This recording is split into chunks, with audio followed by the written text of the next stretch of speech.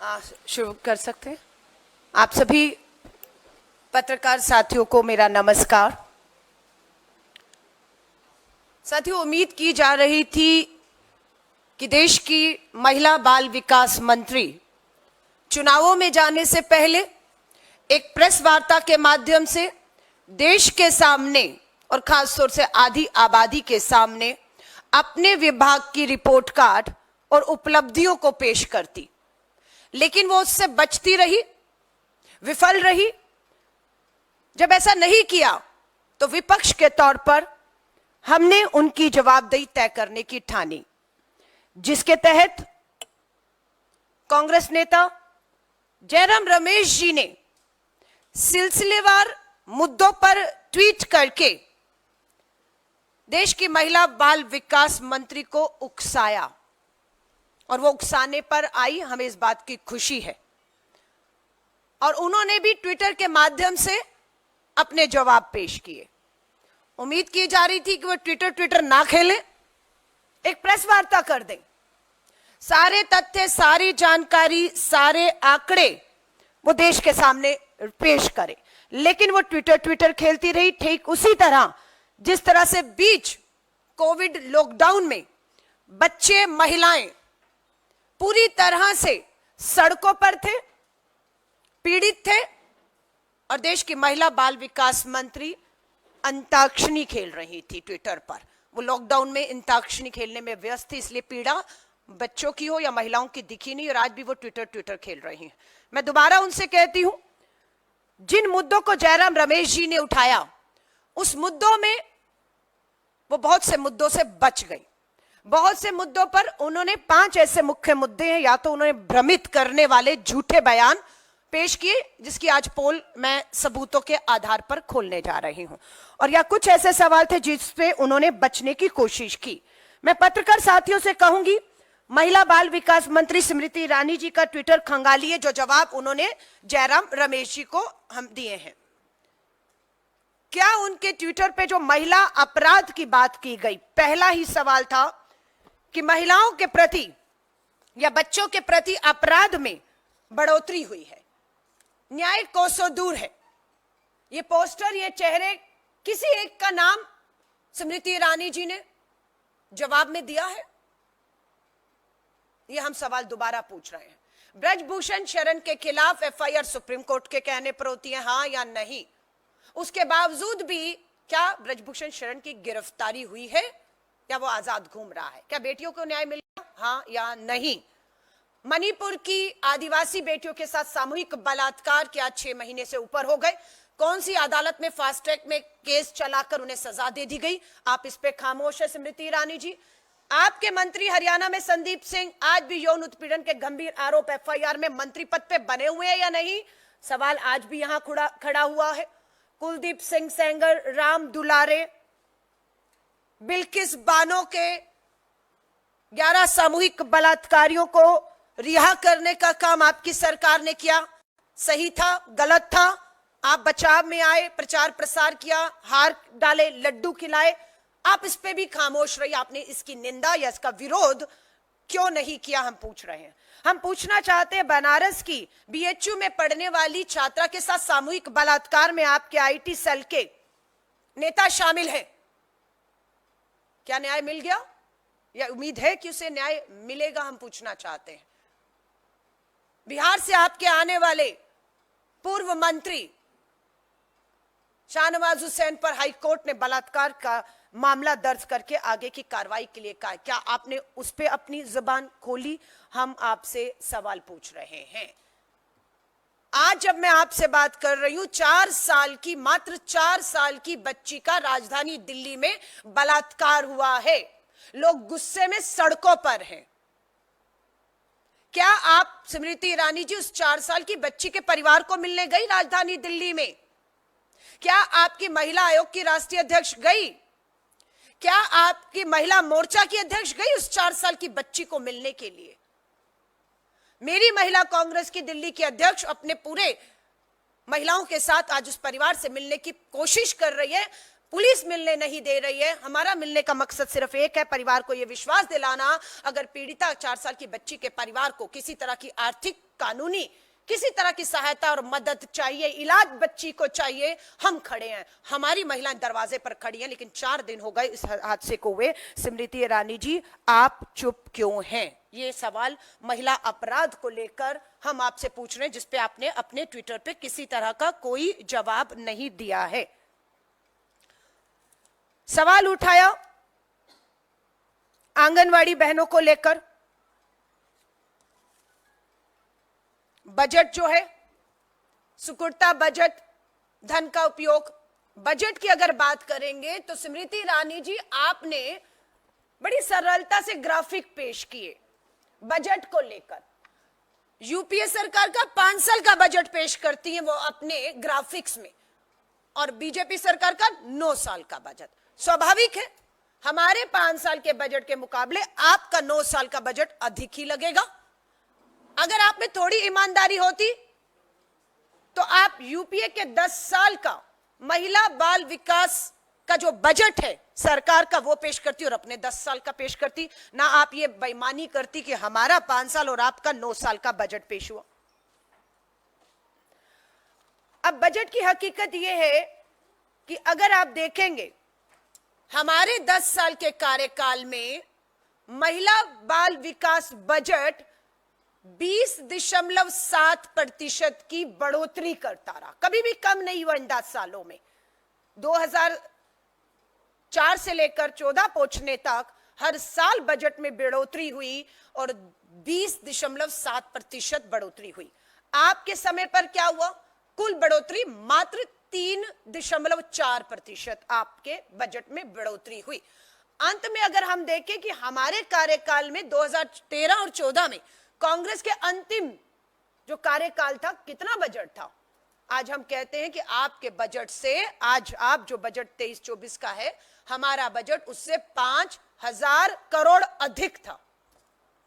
हमारा बजट आपके 5,000 करोड़ अधिक था और हमने 20% साथ जो है हमेशा उसमें की है।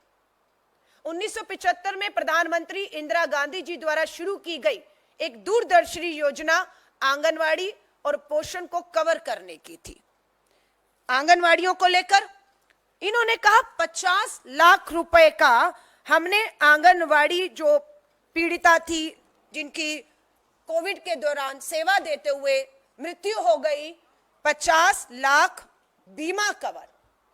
स्मृति ईरानी जी, यहां पर आप कोरा झूठ बोल गई।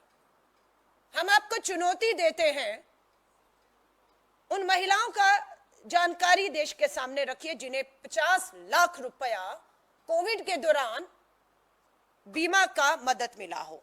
सच्चाई यह है कि 22 जनवरी 2022 को पार्लियामेंट में जब आपसे सवाल पूछा गया कि कोविड के दौरान कितनी हमारी आंगनवाड़ी बहनें या हमारी जो दूसरी बहनें हैं, कार्यकर्ता हमारी जो है उनकी मृत्यु हुई, उनको लाभ मिला, तो सच्चाई ये आती है, government has no data on anganwadi worker who died due to कोविड-19। ये तो स्मृति ईरानी जी आपने कहा था आपके पास किसी तरह की कोई जानकारी और डाटा है ही नहीं। जब आपके पास कोई जानकारी नहीं थी, कोई डाटा नहीं था, तो किन लोगों को आपने 50 लाख रुपया कोविड बीमा कवर दिया है?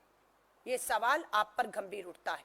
यहां पर भी हमें बहुत बड़े भ्रष्टाचार की खुशबू आती है कि कागज पे दिखाकर किन्हें बीमा दे दिया गया, क्योंकि सच्चाई ये है कि जो हमारी आंगनवाड़ी की कार्यकर्ता थी या हमारी हेल्थ वर्कर थी, उन्हें कोर्ट तक जाना पड़ा, उन्हें अपने घर के बर्तन, जेवर, सब कुछ बेचना पड़ा ताकि वो अपने जान भी बचा पाए और अपनी जीविका भी बचा पाए और अपने घर को भी चला पाएं। ये आपकी सच्चाई है। आजिम प्रेमजी यूनिवर्सिटी की रिपोर्ट को आप झुठला नहीं पाई हैं। जवाब मांग रहे हैं आपसे। आजिम प्रेमजी यूनिवर्सिटी की रिपोर्ट के अनुसार 20% आशा वर्कर और आंगनवाड़ी कार्यकर्ताओं को कोविड के दौरान खर्च को कवर करने के लिए, वही मैं आपको वापस बात दोहरा रही हूं, अपनी घरेलू संपत्ति, आभूषण बेचने पड़े, मंत्री ने खुद संसद में बयान दिया, जिसका मैंने आपको अखबार की उस समय की हेडलाइन बताई है कि किसी तरह का भी किसी को मुआवजा नहीं दिया गया। ये कोरा झूठ है जो हम आपको आज बेनकाब करते हैं। उम्मीद करते हैं आप एक बार फिर से ट्विटर नहीं खेलेंगी या मेरी आज की प्रेस वार्ता को आप नजरअंदाज नहीं करेंगी। आपके पास समय ना हो तो उम्मीद करते हैं आप अपनी महिला मोर्चा की अध्यक्ष को बिठाकर इन सवालों के जो हम आपसे आवाज उठा रहे हैं उसके आप हमें जवाब दे पाएंगी। अनीमिया पर आ रही हूं। ये सवाल थे जो उठाए गए। More Indians are anaemic than before. 67% anaemia की कमी जो है वो 5 साल के बच्चों में, ये हम नहीं कह रहे। नेशनल फैमिली हेल्थ स्कीम सर्वे 5 साल का भारत सरकार द्वारा आप द्वारा जारी किया गया है या नहीं, हाँ या ना? अगर आप ही का ये सर्वे है तो आप ही का सर्वे ही तो ये बता रहा है कि महिलाओं और बच्चों में, खासतौर से 5 साल से कम के बच्चों में 67% अनीमिया की कमी जो है वो देखी गई है। गुजरात में डबल इंजन की सरकार है और आज से नहीं 5-10 साल नहीं, 15-20 साल नहीं, उससे अधिक सालों से चल रही है। और इनका इसी सर्वे में बताते हैं कि गुजरात में चौंकाने वाली बात यह है कि 5 साल से कम उम्र की के 10 में से 8 बच्चे, गुजरात में 10 में से 8 बच्चे एनीमिया के पीड़ित हैं। 15 और 16 से लेकर 19 और 20 के बीच महिला और बच्चों के विभिन्न समूह में एनीमिया की बढ़ोतरी 8% हुई है। 15 और 16 की जो बच्चियां हैं या महिलाएं 19 साल में, उनमें 9.2% एनीमिया की बढ़ोतरी हुई है। ये क्या दिखाता है कि आपकी जो योजनाएं थी वो पूरी तरह से फेल हुई हैं, सिर्फ कागजी रही हैं, जिसकी वजह से आज एनीमिया की हमारे महिला, हमारी बेटियां, हमारी बच्चियां, हमारे ये जो है वो शिकार हो रहे हैं। ये आपका गुजरात जिसमें नंबर 1 पर खड़ा हुआ है।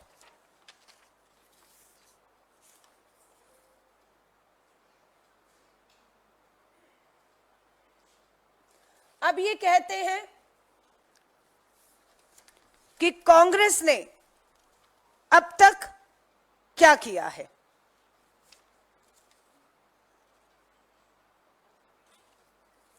जो सवाल कांग्रेस से करते हैं, कांग्रेस ने क्या किया है,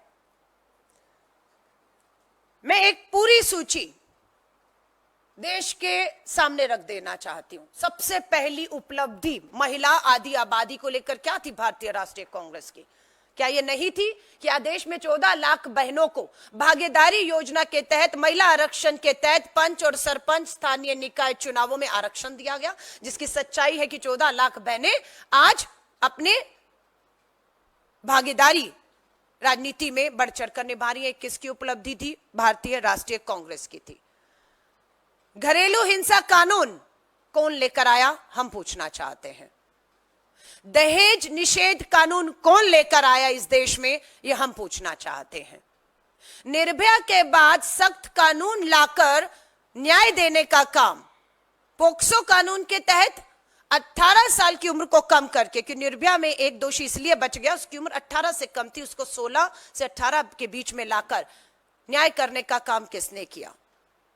निर्भया के दौरान जस्टिस वर्मा की रिपोर्ट को, कानूनों को सख्त करने का काम, कि पीछा करना, घूरना भी एक अपराध माना जाएगा, यह किसके समय पर हुआ? ये दौर उस दौर से गुजरा जब सती प्रथा, पर्दा प्रथा, कन्या भ्रूण हत्याएं ये हुआ करती थी, और उससे भारतीय राष्ट्रीय कांग्रेस ने ऐसे ऐसे कानून, sexual harassment at work place कोई कानून नहीं था, कौन लेकर आया कि वर्क प्लेसेस में हमने अपनी बेटियों को, अपनी बच्चियों को सुरक्षित करने का काम किया है। आज मैं भारतीय राष्ट्रीय कांग्रेस की इन उपलब्धियों को गिनाती हूं तो मैं भाजपा के 10 साल की बड़ी उपलब्धियों को कहूंगी, मात्र चुनौती दे रही हूं। 5 उपलब्धियां, 5 बड़ी उपलब्धियां जिन्होंने जिंदगियों में बदलाव ला दिया हो, मैं वो आपके सामने आपसे पूछना चाहती हूं। अगर आपके पास सही जानकारी हो, क्योंकि झूठ के दम पर आपने जिस तरीके से फ्रस्ट्रेशन में आकर, आपका गुस्सा, आपका फ्रस्ट्रेशन, आपकी भाषा जो ट्विटर में थी उससे झलक रही थी, ऐसा लग रहा था कि आप देश को जवाब नहीं दे रही। आप कांग्रेस के एक नेता जयराम रमेश जी से गुस्सा और बौखलाहट में उस तरह की भाषा का इस्तेमाल करके मात्र कांग्रेस के नेता या कांग्रेस को जवाब दे रही हैं। आपकी जवाबदेही देश के प्रति है, देश की आधी आबादी के प्रति है, जिसे आप देने में पूरी तरह से विफल साबित हुई हैं। मैं आपके सामने अपराध की बात आपके सामने रखी, मैंने अनीमिया की बात आपके सामने मैंने रखी कि क्या उसकी गुजरात से लेकर देश में सच्चाई है। मैं आपके सामने बजट को लेकर कि 5,000 करोड़ का बजट आज भी यूपीए सरकार का आपकी तुलना में अधिक रहा है। आपने बजट में कटौती की और जो आपने दावे किए उसकी पोल खुलती है। मैं एक और महत्वपूर्ण आपके सामने रोजगार को लेकर, महिलाओं के बीच बेरोजगारी और आय में कमी, महिला बाल विकास मंत्री ने इसके ऊपर भी पूरी चुप्पी साध ली। उनसे पूछिएगा ये सच्चाई है या नहीं, जहां पर कल देश की बेरोजगारी के आंकड़ों ने इस पूरी सरकार के 10 साल के अन्याय के काल को बेनकाब किया, उसकी सबसे ज्यादा शिकार महिलाएं भी हुई हैं। शहरी क्षेत्रों में महिला बेरोजगारी दर, शहरी क्षेत्रों में महिलाओं की बेरोजगारी दर 21.6% बढ़ोतरी हुई है। 21.6% बढ़ोतरी हुई है या नहीं, हम आपसे पूछ रहे हैं। हम आपसे पूछ रहे हैं कि भारत की 50% से अधिक युवा महिलाएं, भारत देश की 50% से अधिक युवा महिलाएं शिक्षा और प्रशिक्षण के बावजूद भी घरों में बेरोजगार बैठी हुई हैं। ग्रामीण क्षेत्रों में इसका सबसे ज्यादा असर जो है वो हमें देखने को मिला है। अब इसी को लेकर बेरोजगारी के जो आंकड़े हैं, हमने कहा आंगनवाड़ी वर्करों को लेकर, जैसे ही कांग्रेस की 5 गारंटी, ये 10 साल का अन्याय काल जो रहा उसे ध्यान में रखते हुए भारत जोड़ो न्याय यात्रा में आंगनवाड़ी वर्कर हो, आशा वर्कर हो, वो मिली राहुल जी से। 10 साल में उनके साथ अन्याय हुआ है, उनकी आय में कोई बढ़ोतरी नहीं हुई। जहां पर अडानी की आय में 30 गुना बढ़ोतरी होती है, वहीं पर आंगनवाड़ी बहनों की आय में मात्र 10%, 10 सालों में 10% बढ़ोतरी हुई है। इसी को ध्यान में रखते हुए श्री राहुल गांधी जी ने शक्ति का सम्मान, ASHA worker, anganwadi worker, mid day meal बनाने वाली महिलाओं के मासिक वेतन में केंद्र सरकार का योगदान दुगना किया जाएगा। ये सारी गारंटी। महालक्ष्मी, गरीब परिवार में एक महिला को सालाना 1 लाख रुपया दिया जाएगा। ये वो गरीब परिवार की महिलाएं हैं जो खेत और मजदूरी करती हैं, किसी तरह की कोई आर्थिक मदद उन्हें नहीं मिल रही है। बेरोजगारी चरम पर, महंगाई चरम पर। 8 मार्च को गैस का सिलेंडर 100 रुपया कम होता है, 900 से 800 रुपया आ जाता है। स्मृति ईरानी जी, राजस्थान के चुनाव में मोदी की गारंटी थी या नहीं कि जो 500 का सिलेंडर कांग्रेस सरकार दे रही है वो 450 का दिया जाएगा? आज आपसे हम सवाल करते हैं स्मृति ईरानी जी, देश को जवाब दीजिए, आधी आबादी को, कि आपकी डबल इंजन की किस सरकार में हमारी कौन सी बहनों को 450 रुपए में मोदी की गारंटी के अनुसार सिलेंडर घरेलू मिल रहा है? ये हमारा आपसे सवाल है। आधी आबादी पूरा हक, बेरोजगारी के आंकड़े आपके सामने पेश किए हैं। 30 लाख सरकारी पक्की नौकरियों के पद खाली हैं। वायदा है कि इन सरकारी पक्की नौकरियों की आधी हकदार हमारी आधी आबादी होगी। यानी कि 30 लाख सरकारी पक्की नौकरियों पर 15 लाख सरकारी पक्की नौकरियों पर हक हमारी पढ़ी लिखी बेटियों का होगा जो आज बेरोजगार हैं। ये हमारा आपसे वायदा है जिसके करने में आप पूरी तरह पिछले 10 साल में विफल रहे हैं। हमने मनरेगा जैसी योजनाएं लाकर ग्रामीण की महिलाओं और पुरुषों को समान अधिकार और समान वेतन और समान रोजगार का अधिकार दिया है।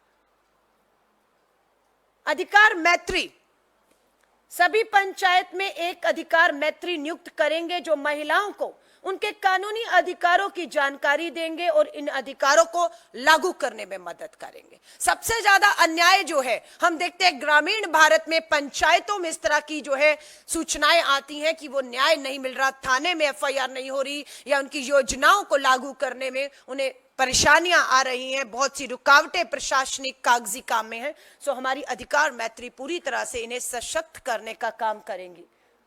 हमारी 5वीं guarantee Savitribai Phule hostel. केंद्र सरकार में देश में कामकाजी महिलाओं के लिए हॉस्टल की संख्या दुगनी की जाएगी। प्रत्येक जिले में कम से कम एक महिला हॉस्टल होगा। जब हम 30 लाख में पक्की सरकारी नौकरियों में 15 लाख अपनी पढ़ी लिखी बेटियों को देने की देश में बात करते हैं तो स्वाभाविक है उन्हें एक सुरक्षित स्थान भी रहने के लिए, जहां पर वो अपने परिवार से दूर रहकर सुरक्षित रह पाए, अपनी नौकरी अपने रोजगार काम को पाए, उसके लिए एक सुरक्षित स्थान के लिए सावित्री बाई फुले हॉस्टल की हम लोगों ने बात की है। मैं उम्मीद करती हूं जिन 5 बिंदुओं को लेकर जयराम रमेश जी ने ट्वीट के माध्यम से, मैं फिर कहूंगी, उकसाने का काम किया, क्योंकि उनकी चुप्पी, महिला बाल विकास मंत्री की चुप्पी टूट नहीं रही थी, सवालों से बच रही थी। लेकिन हमें खुशी है उन्होंने अपनी चुप्पी चाहे ट्विटर के माध्यम से तोड़ी हो, लेकिन झूठ परोस गई आप। हमारे पास जो आज सारे ग्राफिक हैं उनके एक एक सवाल, एक एक ट्वीट का लिखित में जवाब हिंदी और अंग्रेजी और दूसरी भाषाओं में हम आपको आज देने वाले हैं। हो सकता है कुछ पॉइंट, कुछ ग्राफिक्स के माध्यम से मैं आज आपको डिजिटल इस पे नहीं समझा पाई, नहीं दिखा पाई, लेकिन आपके साथ ये पूरी एक एक उनका, हमारा पहले जवाब था, हमारे सवाल थे जयराम रमेश जी के, जिसके जवाब में देश की महिला बाल विकास मंत्री स्मृति ईरानी जी ने झूठ परोसा। उनके झूठ को आज मैंने यहां पर तथ्य और सबूतों के साथ बेनकाब किया है। इसकी पूरी कॉपी मैं आपके साथ शेयर कर रही हूं, इस उम्मीद के साथ कि एक कॉपी किसी तरह भी भाजपा मुख्यालय तक पहुंच जाए। स्मृति ईरानी जी के घर भी हम ये कॉपी देने के लिए जा रहे हैं। व्यस्त है, ट्विटर देख पाती है, नहीं देख पाती, या मर्जी के ट्वीट देखती है, मर्जी के जवाब देती है, तो ये कॉपी हम स्मृति ईरानी जी आपके घर में आपके झूठ को बेनकाब करते हुए तथ्य और ग्राफिक के साथ भेज रहे हैं, इस उम्मीद के साथ कि अब आप ट्विटर ना खेलेंगी, अब आप एक बड़ी प्रेस कॉन्फ्रेंस करके एक ही बार देश की आधी आबादी अपने 10 साल के अपने विभाग के रिपोर्ट कार्ड देश के सामने रखेंगी। ये आपसे हम उम्मीद करते हैं। 2 सच्चाइयां दोबारा आपके सामने क्लोजिंग करते समय रख रही हूं। ये भाजपा की सच्चाई और अन्याय का काल है। ये कांग्रेस के 5 न्याय 25 गारंटी, 5 न्याय 25 गारंटी के साथ देश के साथ हुए अन्याय का काल, ये पूरा दशक 2000 से 14 से 24 तक का ये पूरा दशक इतिहास में तानाशाही, कुशासन और अन्याय के काल के तौर पर जाना जाएगा। और दूसरी तरफ एक उम्मीद बनकर कांग्रेस की ये हमारे 5 न्याय के तहत 25 गारंटीज जो हमने दी हैं, जिसमें युवा न्याय, नारी न्याय, श्रमिक न्याय, किसान न्याय और भागीदारी न्याय के तहत 25 गारंटी, ये एक उम्मीद की किरण बनकर लोगों के बीच में न्याय दिलाने के लिए अपनी वचनबद्धता को हम दोहराते हैं। धन्यवाद।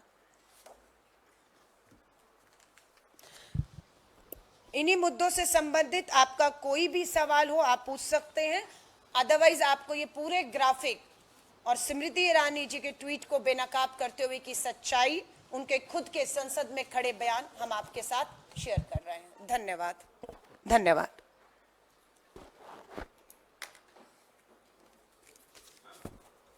आज ही केंद्र सरकार ने नोटिफिकेशन जारी किया है, मनरेगा में जो है उसकी सबकी जो आमदन दैनिक उनको मिलता है दैनिक भत्ता, वो बढ़ा दिया है उनका, और 1 अप्रैल से इसे लागू किया गया है। देखिए, चुनावों की आचार संहिता नोटिफिकेशन के बाद ये सूचना पब्लिक की गई है, तो ये चुनाव आयोग को देखना है, लेकिन आधार रहेगा कि 10 सालों में आपने किस वर्ग को क्या दिया और 10 साल में उसकी जिंदगी में क्या बदलाव आया। आप बीच चुनाव में या चुनाव के 10 दिन पहले इस तरह की घोषणा करके सिर्फ आप गुमराह कर रहे हैं, आप वोटों की राजनीति सिर्फ कर रहे हैं, जो आपने राजस्थान में भी प्रधानमंत्री मोदी जी की गारंटी के माध्यम से 450 रुपए का एलपीजी सिलेंडर जैसे घोषणा खोखली है, लागू नहीं है, उसी तरह यह भी घोषणा खोखली है। 10 साल में आपने ऐसा क्यों नहीं किया, सवाल आज ये पूछा जा रहा है और जवाब में आप कह रहे हैं अब हम करेंगे। अब आपका करने का समय चला गया है। धन्यवाद। क्या सवाल? स्मृति ईरानी जी परसों उत्तराखंड गई थी स्मृति ईरानी अरविंद बलूनी के नामांकन में, वहां पर कहा उन्होंने कि क्या आप लोग ऐसी पार्टी को वोट देंगे जो राम मंदिर का निमंत्रण स्वीकारती है, ऐसी पार्टी को वोट देंगे जो हिंदुओं को आतंकवादी करती है। क्या ये आचार संहिता का उल्लंघन नहीं, जबकि आचार संहिता में स्पष्ट है कि धर्म और मंदिर की, ये धर्म या किसी मंदिर मस्जिद की बात नहीं होगी। फिर भी स्मृति ईरानी ने कहा कि आप लोग ऐसी पार्टी को वोट देंगे जो हिंदुओं को आतंकवादी करती हो, मंदिर का निमंत्रण अस्वीकार करती हो। माफी चाहूंगी, इस सवाल के बाद थोड़ा सा गुस्सा आ रहा है। स्मृति ईरानी जी, थोड़ी शर्म करनी चाहिए थी आपको। उत्तराखंड की पवित्र धरती पर खड़ी थी ना अंकिता भंडारी, बहुत बड़ा मुद्दा आज भी उत्तराखंड की धरती पर बना हुआ है। अंकिता भंडारी कौन है? उत्तराखंड की बेटी है नहीं स्मृति ईरानी जी, है या नहीं, पूछ रहा है देश और उत्तराखंड। उस अंकिता भंडारी को न्याय दिलाने के लिए स्मृति ईरानी जी उत्तराखंड की धरती पर आप पहुंची, क्या आपने एक शब्द बोला? क्या आप अंकिता भंडारी के परिवार को मिली है? क्या आपने महिलाओं की, जो आपकी जिम्मेदारी थी, आपके विभाग की जिम्मेदारी थी, महिलाओं को न्याय दिलाना, सुरक्षा दिलाना, क्या आप वो करने में कामयाब हुई हैं? आप नहीं हुई। उल्टा ये हुआ है कि अंकिता भंडारी का परिवार आज भी उत्तराखंड में आंदोलित है। आज भी एक पत्रकार को आपने जिस तरीके से पुलिस बल पर उठाकर घसीटकर हिरासत में लिया, उससे शर्मसार हुई हैं आप या नहीं हुई हैं?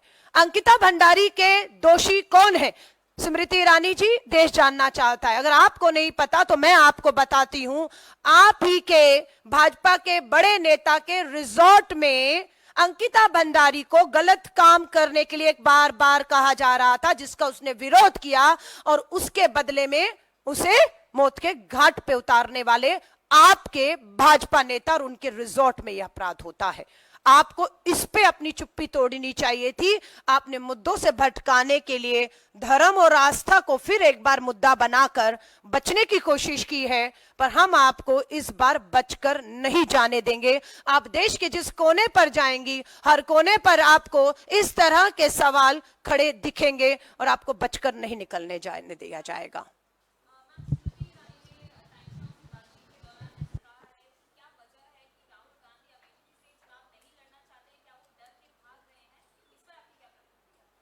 देखिए, ये तो समय बताएगा और ये पार्टी को तय करना है कि कौन किस सीट पर लड़ेगा, नहीं लड़ेगा, वो पार्टी का स्क्रीनिंग कमेटी सीईसी तय कर लेंगे। लेकिन स्मृति ईरानी जी, लिखकर ले लीजिए, इस बार अमेठी आपको बुरी तरह हराने जा रही है।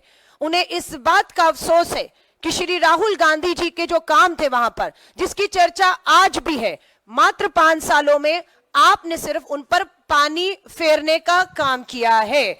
अमेठी की जनता आपके 5 साल के कार्यकाल, जिसमें आप केंद्र की मंत्री भी हैं, आप सिर्फ सांसद नहीं है, आपकी डबल इंजन की सरकार है, कोई बहुत बड़ी उपलब्धि आपने अमेठी में हासिल नहीं की है, जिसके दम पर आप ये दावा करें आप हार रही हैं। मुझे तो ये लगता है हारने वालों में सबसे पहली सीट पे कोई आपको हारते हुए, पिछड़ते हुए देखेगा तो वो अमेठी की स्मृति ईरानी होंगी। जहां तक राहुल गांधी जी की बात है, हमारे इंटरनल सर्वे और वहां के जमीनी कार्यकर्ता, मैं खुद उत्तर प्रदेश होकर आई हूं, उन्होंने कहा राहुल गांधी जी तो बहुत बड़ी बात है, इस बार कांग्रेस अपने किसी छोटे से कार्यकर्ता को भी अमेठी में उतारेगी तो स्मृति ईरानी का बचना मुश्किल है। मैम, आपने अभी अपनी सारी यूपीए सरकार में जो योजनाएं थी वो बताई हैं, और साथ ही यदि आपकी सरकार आती है तो क्या योजनाएं आपकी रहेंगी वो भी बताइए। लेकिन स्मृति ईरानी लगातार जब लोगों से संवाद कर रही है तो वो कह रही है कि दिल्ली के अगर अंदर गांधी परिवार की सरकार यदि होती तो कोरोना में लोगों को वैक्सीन नहीं मिलती, 5 किलो राशन नहीं मिलता, और जो उज्ज्वला योजना है वो नहीं मिलती। तो इस पर आपका क्या कहना है? लगातार वो इस तरीके का प्रचार कर रही है। देखिए, वो बात कर रही है जो हुई नहीं, होते तो वो नहीं थे, और वो जब सत्ता में नहीं है तो उन्हें नहीं करना था। आप सत्ता में थे, आपको करना था। आपने क्या किया या आप क्या कर सकती थी जो नहीं किया? जवाब उसका बनता है। हमने क्या किया 2004 से 14 तक, या हमने 50 साल तक क्या किया? आज सारा रिकॉर्ड देश के सामने एक क्लिक पर उपलब्ध है। एक क्लिक पर है कि कब कब किसके किसके काल में क्या क्या कानून आए, किस तरीके से महिलाओं की भागीदारी हो, सुरक्षा हो, उनका आर्थिक सशक्तिकरण हो, कब कब कांग्रेस ने क्या किया है। हम होते तो क्या ये ख्याली जो है चीजें, उन्हें कहिए बंद करिए। 10 साल आपके थे, आपकी हिम्मत हो, चुनौती है, प्रेस वार्ता करिए, मीडिया के सवाल लीजिए, अपनी रिपोर्ट का तथ्य और सबूतों पर रखिए। और उम्मीद करती हूं मेरे पत्रकार साथी एक समय पर खोजी पत्रकारिता करते थे, रिसर्च करते थे, सबूत और तथ्य लाते थे। इस बार भी अगर एक भी मौका मिलेगा, प्रेस कॉन्फ्रेंस वो करेंगे और आपको मौका मिलेगा तो स्वाभाविक है आप ही उन्हें बेनकाब कर देंगे, जिससे वो डर रही हैं, इसलिए ये काम वो नहीं करके दिखा रही हैं। अलका जी, ये कल जो चुनाव, दुल्हा के चुनाव वाला विज्ञापन आया है, उस पे क्या कहेंगी आप? कौन सा? सॉरी, एक विज्ञापन बीजेपी की तरफ से दुल्हा के चुनाव वाला है। नहीं, मैं ये आपसे कहना चाहती हूँ, राष्ट्रीय पार्टी है, सत्ताधारी पार्टी है, उनके विज्ञापन, उनके ट्विटर का ये स्तर होना चाहिए। मैं सिर्फ आपसे और देश के लोकतंत्र में पूछ रही हूँ। इलेक्टोरल बॉन्ड के एक महाघोटाले के ऊपर स्मृति हमारी जो वित्त मंत्री है निर्मला सीतारमण जी, उनके जो पतिदेव हैं वो भी इस पे सवाल उठा रहे हैं। आप समझ रहे हैं गंभीर मुद्दे क्या हैं, लेकिन आप इस तरह के ग्राफिक कार्टून बनाकर राहुल गांधी, गांधी परिवार को, आपकी जो कुंठा है, आपकी जो उनको लेकर आप में नफरत है, उसको लेकर आप प्रदर्शित करते रहिए। पर देश की 140 करोड़ की आबादी, महंगाई, बेरोजगारी, चीन को लेकर अभी आपने देखा है क्या बयान आया है। अरुणाचल को उन्होंने अपना बताया है। हम इंतजार कर रहे हैं भारत सरकार का स्टैंड का है। दूसरों देशों से भी लगातार बहुत से मुद्दों पर चुनौती आ रही है। सो ये स्तर गिर चुका है इनका, सिर्फ मुद्दों से भटकाने के लिए, पर हम मुद्दों पर रहेंगे। धन्यवाद।